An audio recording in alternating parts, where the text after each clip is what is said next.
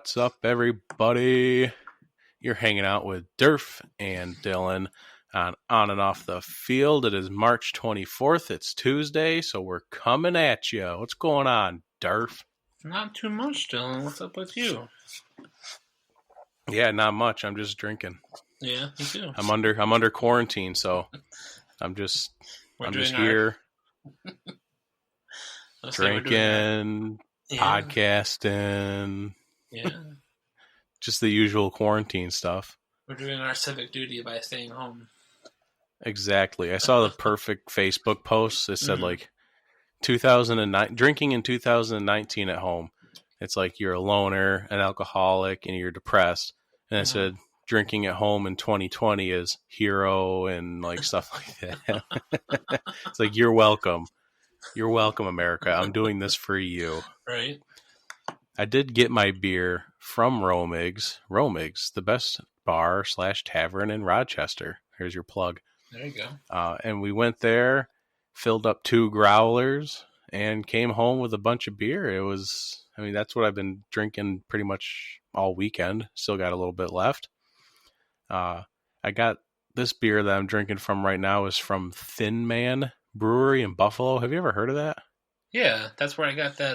They're the ones that make the Pils Mafia. Oh, I didn't know that. Yeah. There's okay. Another Bills themed one I thought that I saw. Yeah.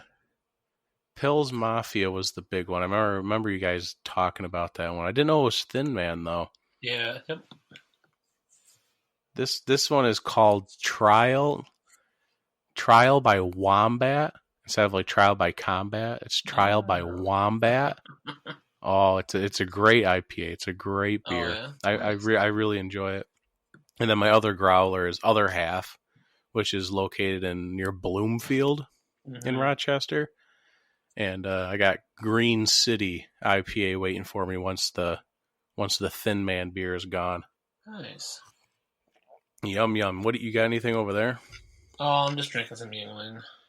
Some Yuengling. That's bowling beer. Yeah. But we're not going to be bowling this year. No, unfortunately. I do have some Spring Black out there. I do as well. I bought 2 cases of that.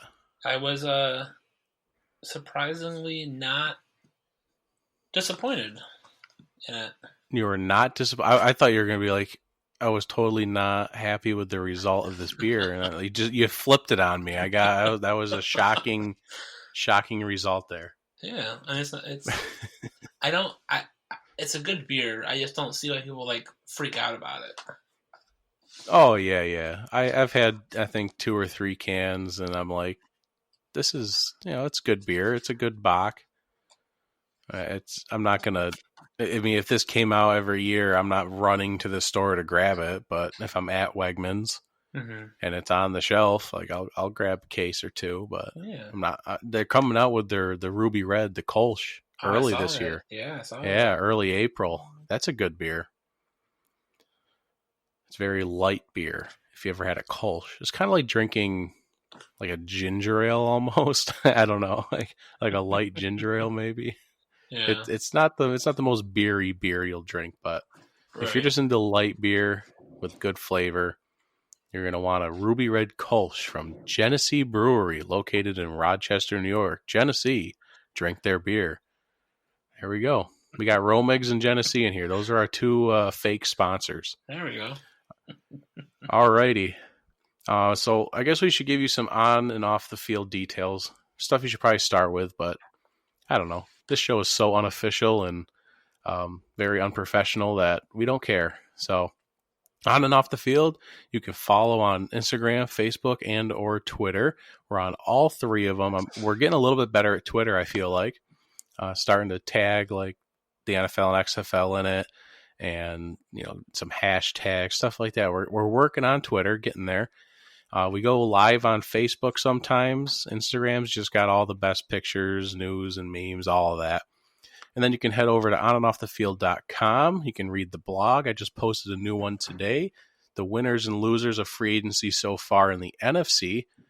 Do every single team, whether they're a winner or a loser so far, or if they haven't done enough to even determine if they're a winner or a loser. So, and then The AFC is also on there from last week. You can listen to the podcast from the website, and you can get links to the show to your favorite podcasting platforms as well. And then you can also send us an email from the homepage of that website. So you can send us emails that say things like, "All hail the Jockstrap King," and we'll receive that, and we'll be very thankful for that. And if you go to the iTunes page, you rate and review the show, you'll be a part of our giveaway, which this is the last week that you can do the giveaway. Before we get to the giveaway details, also go to rtfsportsnetwork.com and their Facebook page. You can listen to the show on there 4 to 5 p.m. Thursdays, Eastern Standard Time.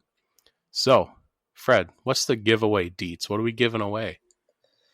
So, on our 331 show, the first name drawn is going to get the dopest nickname that will forever live on the show by myself and Dylan. Sounds like a great prize right there.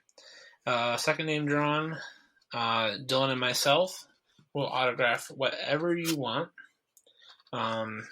Please, nothing disgusting or illegal, but a sheet of paper, picture of us, picture of you will sign.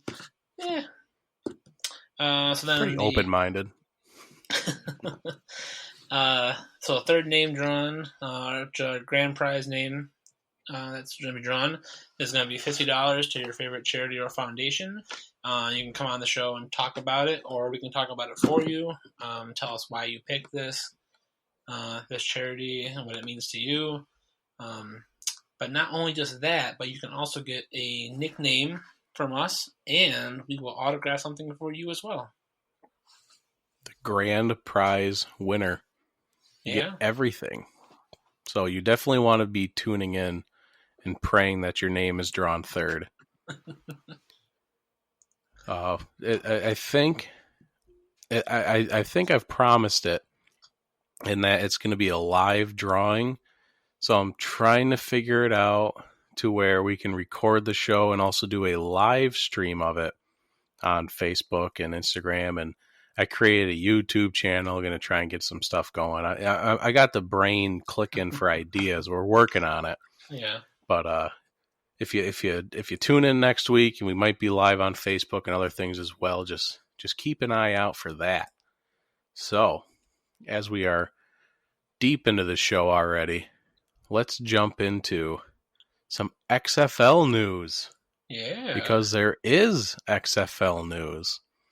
And this is what I was really, really hoping for. I think this is what a lot of people were hoping was going to happen. And it was supposed to be the end of the season, but since the XFL season has concluded thanks to the Rona, the players in the XFL were allowed to go and do workouts with teams and be signed by teams in the NFL. And 4 lucky players have already found their way onto rosters. Obviously, they still have to get through their spring training and the training camps and preseason and whatever, but they are on rosters as of right now and have been signed to deals. So, first one that we all knew was going is P.J. Walker, the quarterback for the Roughnecks who lit up the league. Went 5-0 with the Roughnecks, threw 15 touchdowns, only 4 interceptions, led the league in passing. Just an electric player. He will be a backup quarterback with the Carolina Panthers behind Teddy Bridgewater. And, P.J. Walker, he's a great guy from what people have said, but, he's sitting on that bench going, man, I hope Teddy blows that knee out again. I would love a chance. Teddy's a fragile guy. You never know. PJ might get his shot. But he will be hanging out with Christian McCaffrey, and Carolina's been very active this offseason. And they've lost a lot of guys, but they have they're rebuilding. But they're rebuilding to their own image, into the image of Matt Rule, the new coach there for 7 years. Yeah. And he's doing what he wants to do, and so far they got Robbie Anderson today from the Jets. Great burner wide receiver. It's going to help open up things on the field. The Jets are going to miss him. I know that much. So the second player that went, Jordan Teamu, quarterback for the Battlehawks. Electric player, kind of like PJ. Very mobile, good passer. The Hawaiian hero here to go with it's the second Hawaiian hero in the league with Marcus Mariota, but he will be going to the Kansas City Chiefs.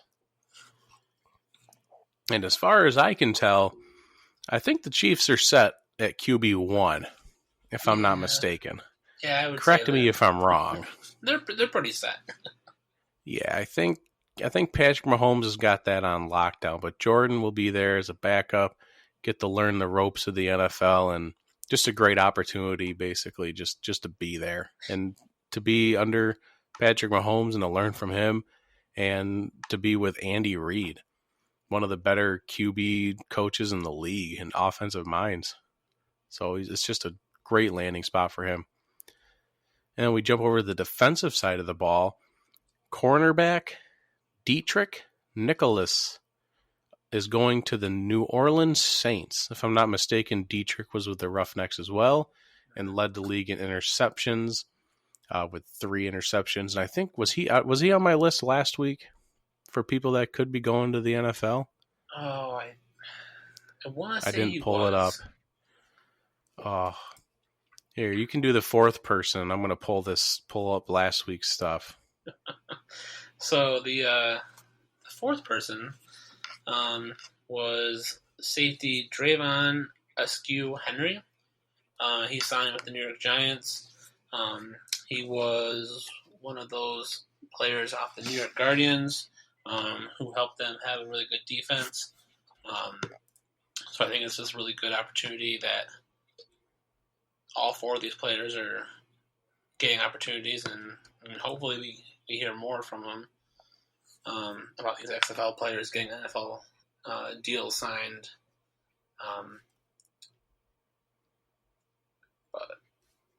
I think that's just great landing spots for all of them, like you said. I mean, PJ going to Carolina. I mean, he'll be with Teddy Bridgewater and Matt Rule. And Matt Rule was PJ's head coach when he was in Temple.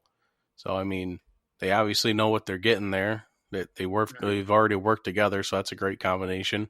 Right. Jordan's going to go hang out with Andy Reid and Patrick Mahomes. That's going to be great for his development. Mm-hmm. The Saints always need defensive help. So getting another corner back there just for depth, I'm sure he'll get a chance to play maybe at some point. Mm-hmm. And then New York Giants. I don't think they have a defense. So you never know. He got signed to a 2-year deal. Oh, that's pretty good. So it's not even just a 1-year show. He got signed to a 2-year deal to play safety over there. Nice. You never know. Yeah. And then I did pull it up, and I did say number 6 most likely to make it to the NFL, cornerback Dietrich Nicholas with 24 tackles, 3 interceptions, 6 passes defended, and 3 tackles for losses, and a sack. All right. Yeah. See? We know what we're talking about on this show. We're not just a couple of schmucks. We kind of got a general idea of how football works. So yes, we can make educated guesses on these type of things. We're not just sitting here, yanking your chain. Some people don't think we know, but we know, Fred. Oh, we know. We know. Well, if you haven't been lucky enough to receive one of the new business cards yet, we do have new business cards, and due to the lockdown, I haven't seen Derf since we've been quarantined, and I've been sick. The wife is sick. It's just a mess. So I'll be sure to get you some new business cards, but I posted these on social media, and they're really dope looking. They got where the show's available. They got the RTF information on here, email address, website. Really cool business cards. So if you want them, you just got to come and ask me. If you want to hand them out to people, just come and ask me. We will put business cards in your hands to let people know about the show. Alrighty, we're going to take our first break, and we're going to jump into the meat of the show, NFL quarterbacks. Be right back on Off the Field with Derf and Dylan.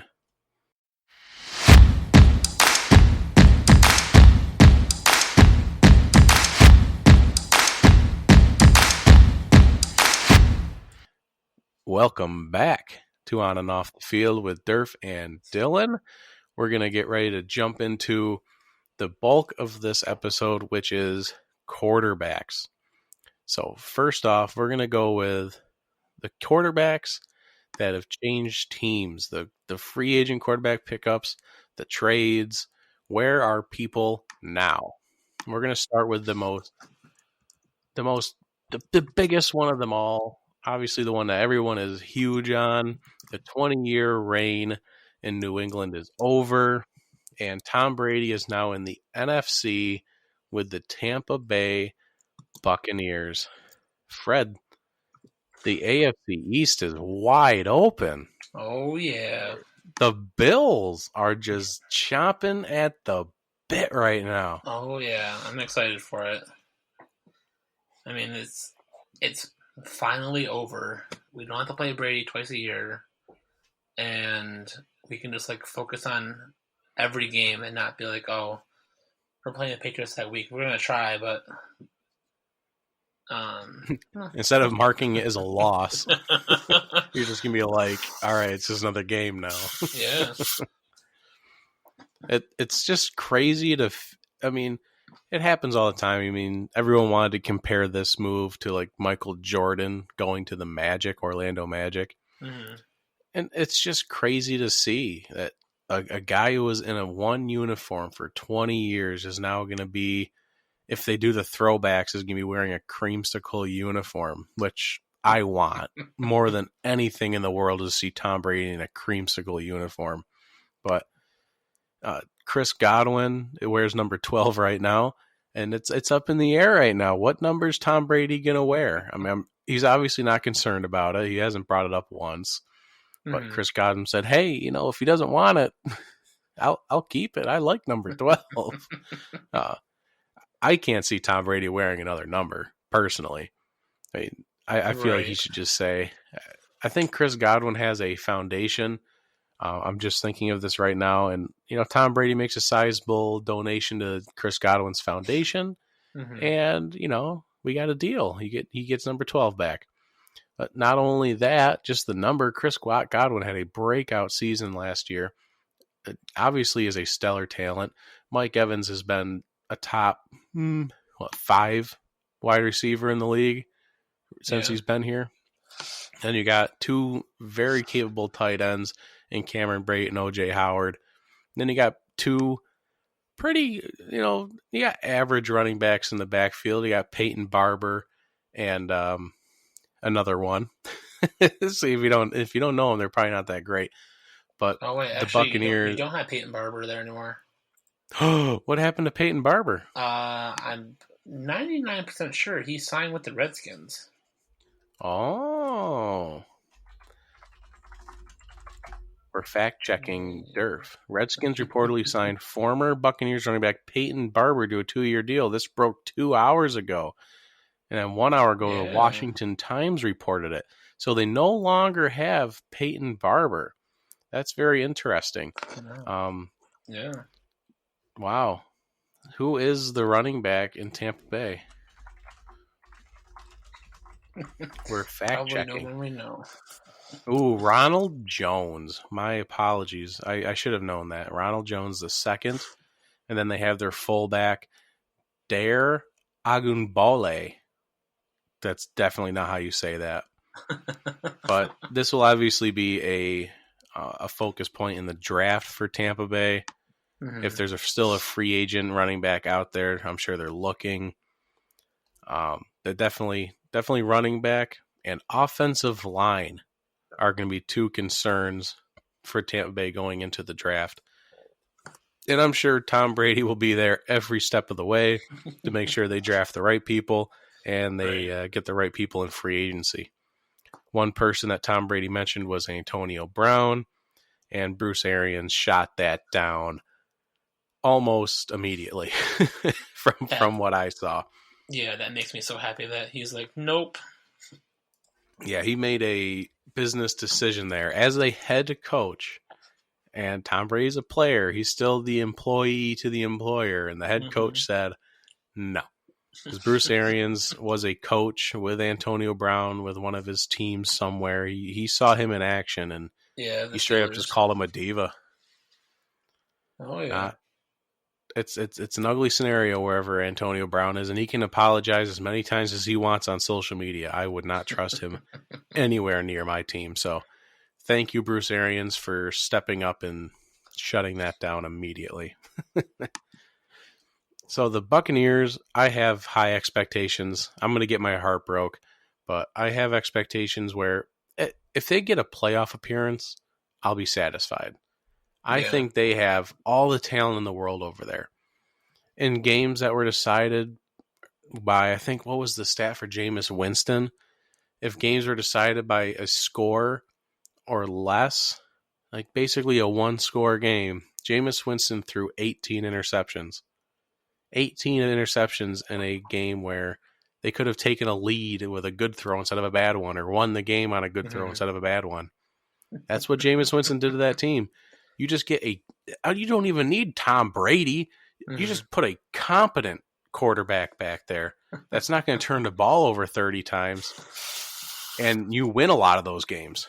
So that's what the Bucs are getting, and I think it's playoffs. I don't see why they couldn't make the playoffs. The other one we have is Philip Rivers going to the Colts. A lot of people are happy about it. I don't care. Philip Rivers is not a good quarterback anymore. I don't care what you can talk my ear off. You will not convince me that Philip Rivers is a solid starting quarterback anymore. Do you agree with that, or where are you at with Philip? I mean, I agree with it. I mean, I think just him going to a enclosed stadium, I think, is what's going to allow him to play at least this year and a couple more down the road if he wants to. But playing that outside stadium, I just think it's not working for him anymore. It's very interesting, like with the Colts though, because it's not a warm city. But I mean, I think everyone had him pinned for the Colts, and apparently everyone knew that was the right answer. So I mean, that's where I had him going. That's where I listened to Dan Patrick, and Dan Patrick had it pinned like months ago. Yeah, is that Philip was going to the Colts? Some people kept coming in and saying, "Oh, what about Tampa Bay? What about Carolina?" Because he moved to the East Coast. right. They're just talking up all the East Coast teams. Dan Patrick, no, he's going to the Colts. It's like, yeah, like you said, indoor stadium. One of the best offensive lines in football. He has a couple of weapons. He has a decent running back, decent defense. He has T.Y. Hilton at bare minimum to throw the ball to. They're definitely going to need to address that in the draft, and however long he might stay there in Indianapolis, they're going to need to bring in a couple of more receivers, tight ends, stuff like that. With Eric Ebron departing to Pittsburgh, that's definitely not helpful. But I watch Philip Rivers. And when he throws a football, especially when he throws the deep ball, I compare it to someone throwing shot put for track and field. I feel like he's just tossing that thing up there, just chucking it and hoping it lands where he wants it to land. I just never see him complete a deep ball with accuracy. Right. That's just me. I watch him throw a football, and I'm like, that's not a football throw. I don't know if it's because he's old. I don't know if that's how he's always thrown it. I just noticed it. Like last year, it really hit me in the face. I was watching that Chiefs game down in New Mexico, or not, just in Mexico, in New Mexico. And he's every single time he threw the ball, it just looks like he's cocking his arm back and just like pushing the ball. It just was ugly. And that game just showed it. What, he threw like 5 interceptions that game? Yeah, it was something ridiculous like that. Not good for Phillip. And I don't know if that's where his career's heading, but he's with the Colts now. We'll see what happens. Yeah. I mean, the other thing too is like Frank Reich is there though too. So like Rivers knows like what Frank Reich's gonna like want him to do. And I mean, when Frank Reich was with the Chargers, like that was a pretty good offense, and like they were a pretty solid team for the most part. So I mean, maybe I it's a think Frank Reich is an underrated coach in general in the league. right. Because he was with the Eagles when they won their Super Bowl, Yeah, and that team's did nothing before he got there, and they've done nothing since he's left. yeah. He's a very talented coach. So Oh yeah, yeah. maybe this is a match made in heaven, and this just works out perfectly, and the Colts win the Super Bowl. Yeah, you never know. You never know. That's what makes the NFL amazing. The league is very unpredictable. So the next one on the list, we got Nick Foles going to the Bears. Yeah. I mean, the Jags are just trying to stop the bleeding, and they got a 4th-round pick out of it, so at least they got something back. But still, it's one of those things where like the Bears are like, ooh, shiny toy, let's take this. Yeah, this is a copycat league. Yeah. And right now the Jags are copying the Dolphins. They are trading away anyone that makes more than like $5 million a season. Yeah. They're getting draft capital. They're opening up cap space, and they'll be back next year. This year's just going to be. This is what we did to the Dolphins last year. They were just trading everyone, gone, everyone gone, Right. just nothing left on that team.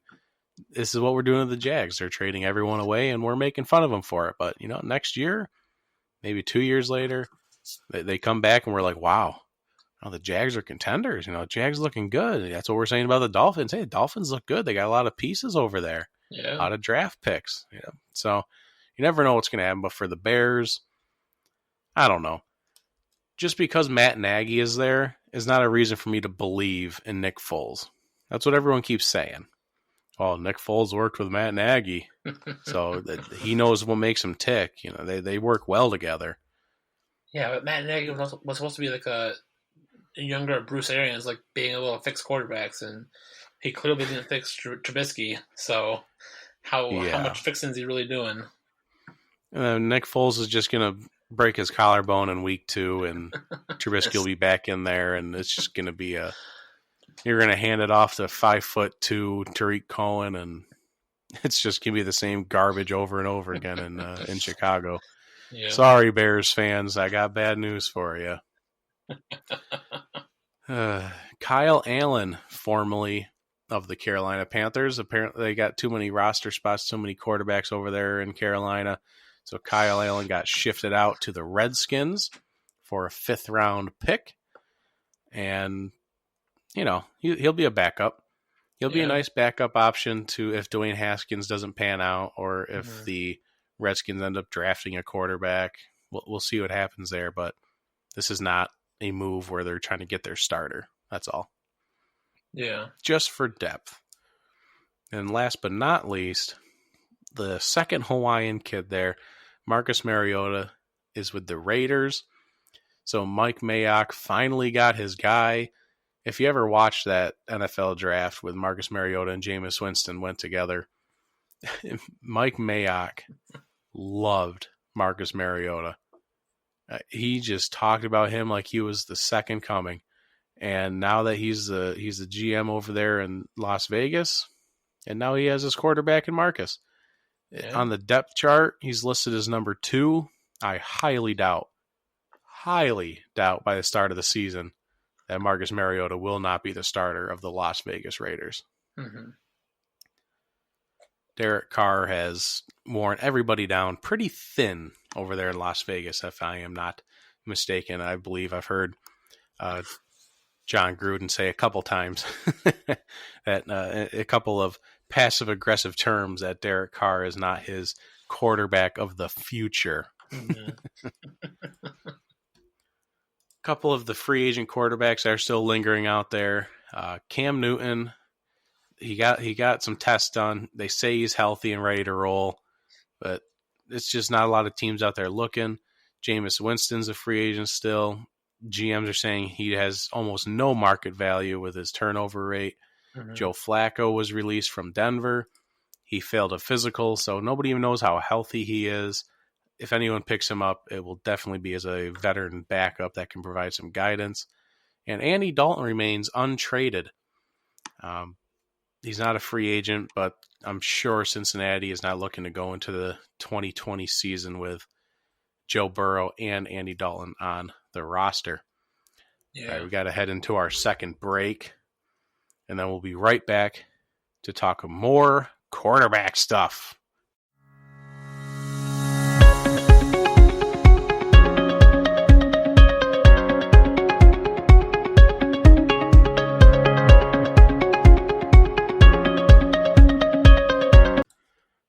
And welcome back. And we're into the home stretch of the show here, the last big chunk of it, where you're going to get all that juicy information that you have been dying for. Right before the break, we mentioned Cam Newton, Jameis Winston, Joe Flacco, our free agent quarterbacks, with Andy Dalton still floating out there. Derf, reactions to any of those 3-4 guys? Oh, I think the biggest thing is that a lot of these guys have injury issues or physicality issues that makes them like kind of buyer beware with the teams. But also, just today, the NFL announced that the NFL doctors are going to discontinue physicals for all free agents right now, mainly because of that dang COVID-19. So yeah, stupid Rona's ruining everything. But I mean, I think it's I think you're gonna have a slowdown on these like riskier players for the signing with new teams. So we'll have to see. Yeah, and unfortunately, that kind of messed with Tua Tagovailoa. Yeah. I'm going to learn to say his name before he enters the league. Yeah, Tua tongue twister there. It's kind of messing with him too. I mean, I know some people were talking about jumping up to the number 2 spot to have to go get him because of the Redskins, or the number 4 spot because of the Lions. You know, maybe the 5 spot the Dolphins can't get Tua, but since people can't determine his health, they weren't able to do their evals. Yeah. Now you don't know. You're not sure if it's 100% ready to go for this season. So it's definitely messing with a lot of things. It's definitely messing with Cam Newton. It's messing with Jameis, messing with Joe. It's just unfortunate timing for all of these guys with injuries out on the free agent market. But since Cam Newton was released and people don't have to give up draft capital or anything for him, I'm sure he'll find a home. I heard that the Bills are actually a candidate to have Cam Newton as a backup. Any thoughts? Do you want Cam Newton in Buffalo? If he's strictly a backup, I mean, well, I would take him as the backup for a season.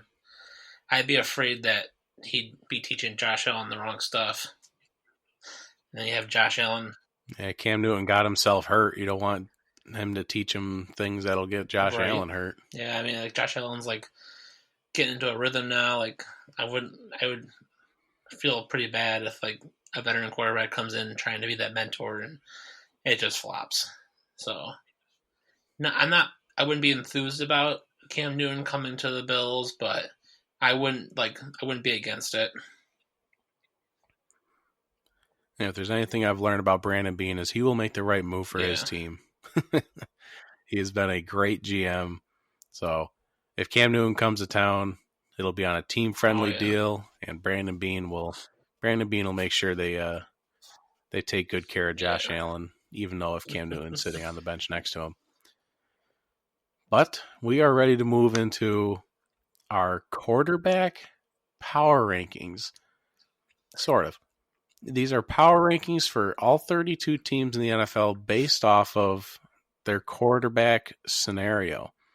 So this isn't a power ranking like this is how I think their season's going to go.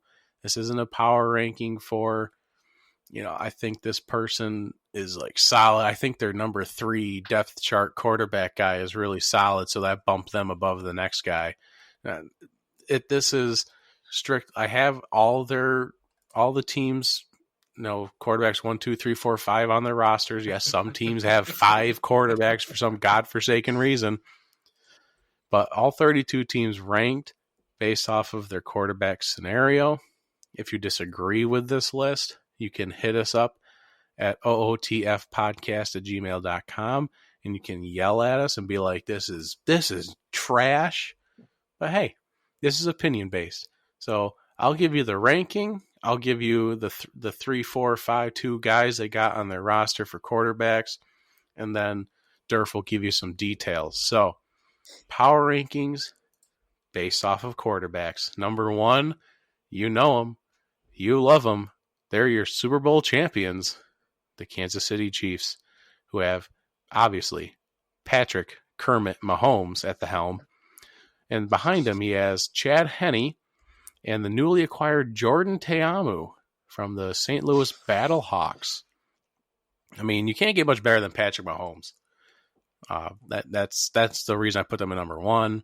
Yes, they're going to have to pay Mahomes soon. He is not under his contract for much longer. He's going into, I believe the last year of his rookie deal. Yeah. So that might not be as team friendly, but it's Patrick Mahomes, man. Right? Come on, man. You cannot argue that he is not the best quarterback in the league right now. Absolutely. I mean, I think so. Like, looking at the depth chart here, like, Patrick Mahomes is clearly a former MVP and a Super Bowl champ for a reason.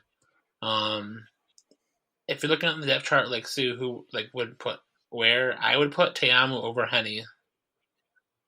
Just because Chad Henne has been like in the league for so long, and it's like, how much longer is he really going to be of any value? And I feel like having that young quarterback, I mean, let's see what happens in the spring and summer under Andy Reid and see where they can develop out of him. But I think he's going to be a solid backup behind Mahomes with his play style.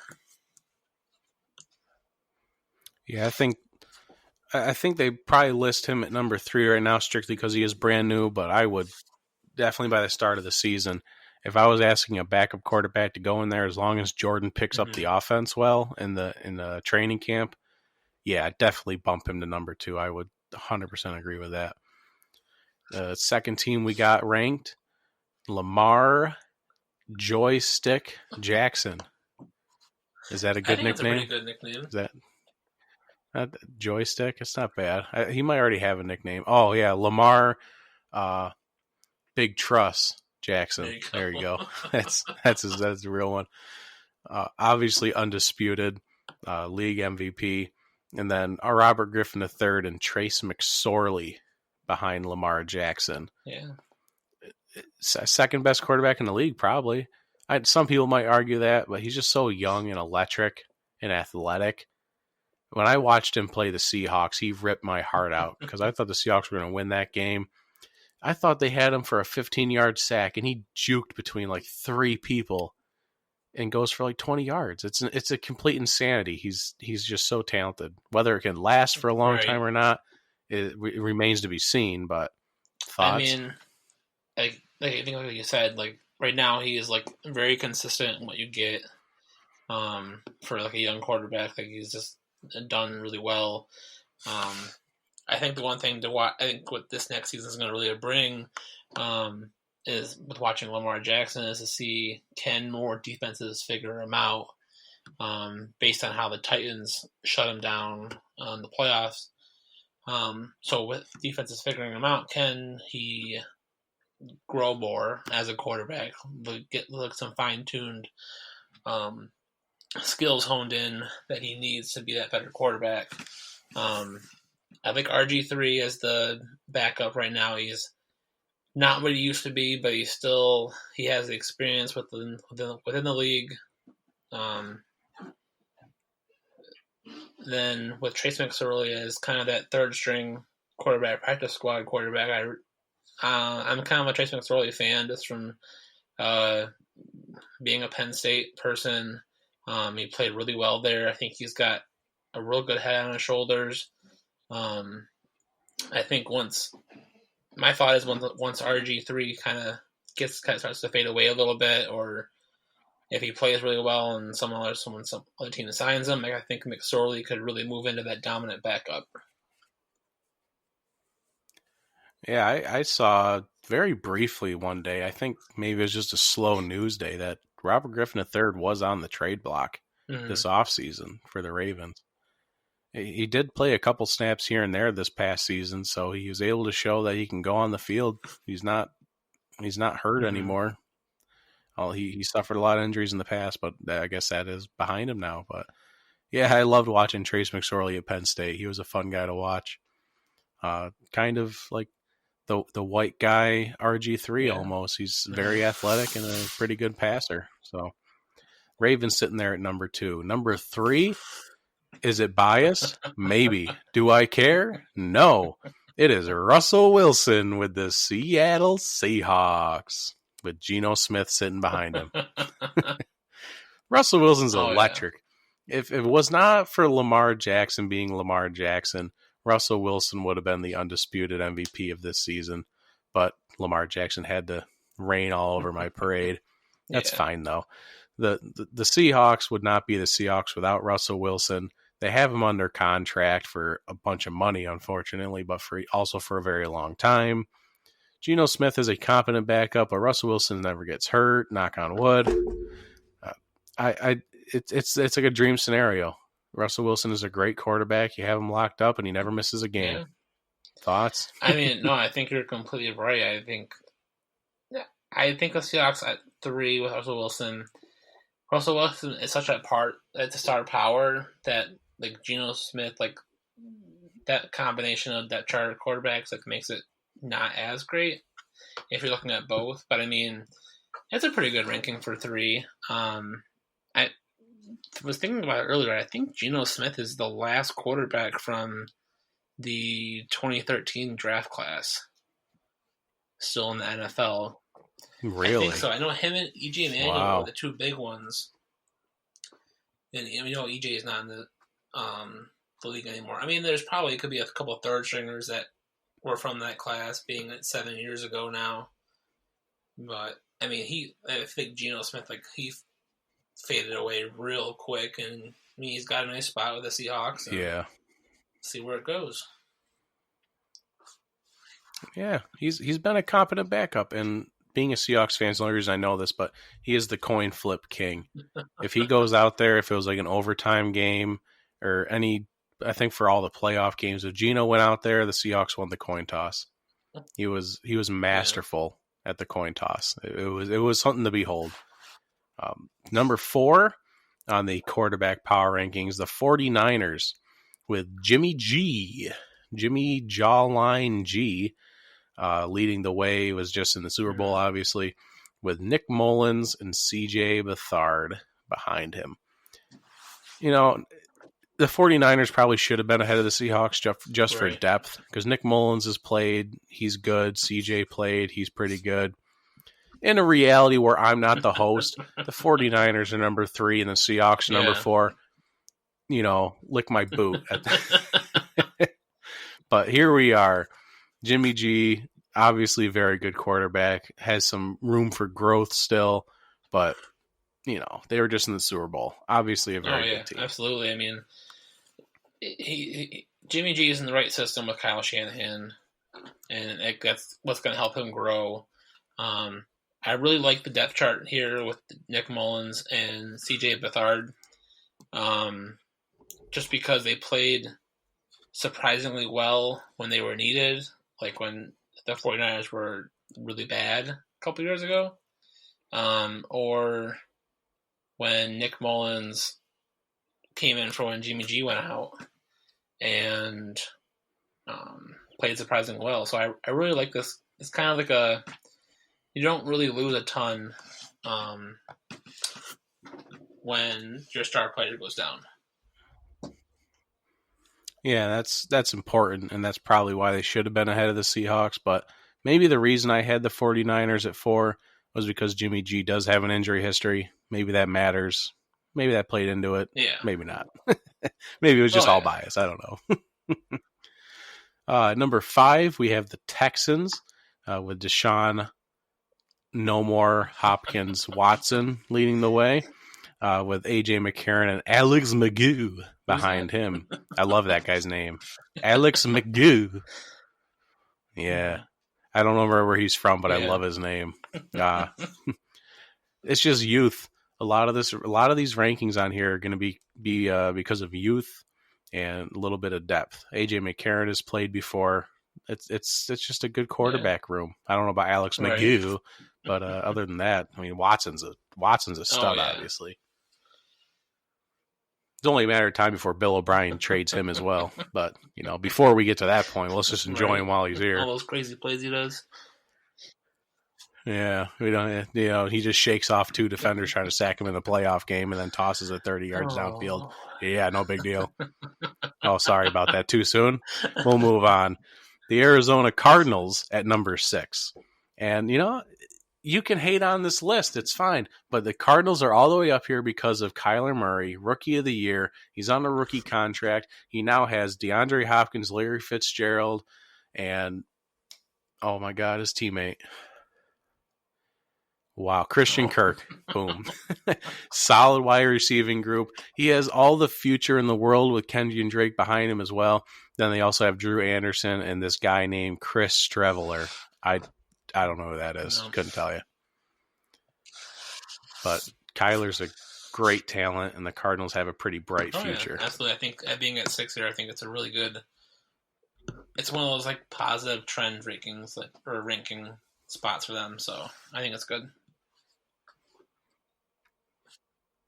Alrighty, then we have the Saints at number 7 because I put them a little higher than I wanted to, but they have Drew Brees for 2 more years, not just 1 more year. They signed him to a 2-year deal, so they at least have that locked in. And then they have Taysom, Swiss Army knife, Hill behind Drew Brees, where I don't think he's going to be the future of this team, but he's there. It's unfortunate that they lost Teddy Bridgewater, but it seemed inevitable. Yeah, I mean, I think you're gonna get. I think this could possibly be Drew Brees' farewell tour season. Just because he's gonna have that 20 the season. I mean, Brees versus Brady this year though, that's gonna be fun. Yeah, that's a storyline we haven't talked about yet. Just the fact that it's Tom Brady twice a year against Drew Brees and Matt Ryan. It's great. It's a great storyline. Yeah, and I think Taysom Hill as a backup's not terrible. I mean, he's a great gadget player, but I don't know how much I would trust that full-time QB play, but apparently... Hey, if Drew Brees gets hurt, we're going to see it. That'll be exciting. All right, number 8, we have the Panthers. The Panthers would have been very low on this list about 48 hours ago, but they jumped up by grabbing Teddy Bridgewater, and then I did put Will Grier temporarily at the number 2 spot on the depth chart, and then PJ Walker, the newly acquired XFL talent. Just because if he picks up the offense well, PJ is he seems like a Teddy Bridgewater, like a younger Teddy Bridgewater, athletic, accurate passer. I could see him easily bumping up to number 2 on the depth chart. You think so? Oh, yeah, I absolutely agree with that. I think as soon as PJ Walker gets some practice reps in, they're going to move him right to back up. I think Will Grier is probably one of those bigger busts out of college for quarterbacks in the recent few years. So I think PJ Walker should have a good shot at being that dominant backup for Bridgewater. Yeah, it was unfortunate for Will. A lot of people talked him up in the draft, but just doesn't seem to have panned out. The Buffalo Bills actually at number 9. I just, it's the youth factor. A lot of this is based on youth. Josh Allen at number 1, obviously still on his rookie deal. He's brought him to the playoffs now. Hasn't won a game yet, but I'm sure they are on the brink of doing that maybe in 2020-2021 season. Yeah. And then you got Matt Barkley behind him, okay talent, and then a guy named Davis Webb, which you might be able to tell me more about. I believe he came from the Giants. I think the Giants drafted him. He was a free agency move from the Giants, I think, last year or during the season. He was a pickup for the Bills. I think Barkley's a decent backup. He's not a forever backup for the Bills. But I like the growth for Josh Allen from year 1 to year 2, and I'm just really looking forward to that year 3 to see what's going to happen. Make sure he doesn't avoid that Trubisky slide. that so many quarterbacks are afraid for of. sure.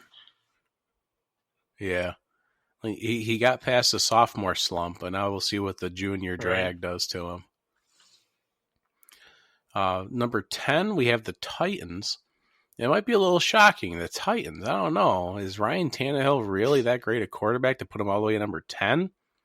Yeah, maybe it was a stretch. I don't know. But they have Ryan locked up long term. Big key. 4-year deal. And soon as I pray that they sign Derrick Henry long term, and then you'll have a great quarterback running back duo that know the offense. They can obviously execute it to a high level.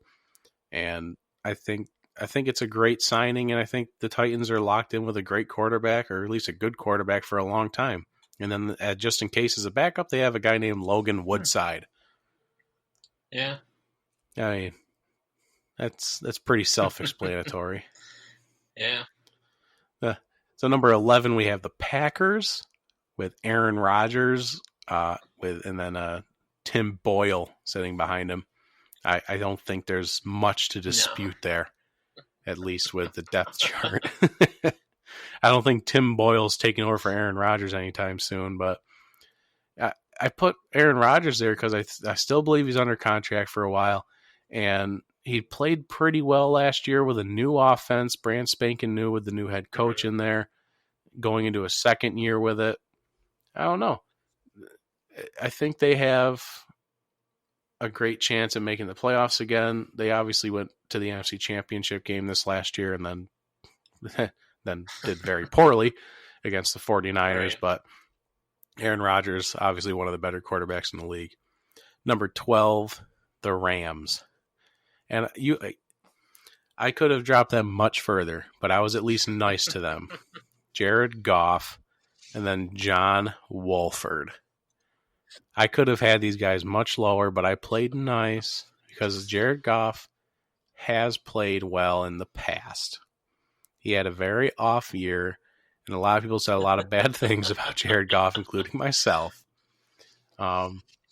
Is 12 a good spot for them, or would you have gone lower? I would have gone lower. I just feel like they're getting into a trend now where like he wasn't great coming out of college. He got better with McVay, and I feel like now it's kind of like everyone's really figured him out. McVay's not coming up with better stuff for him.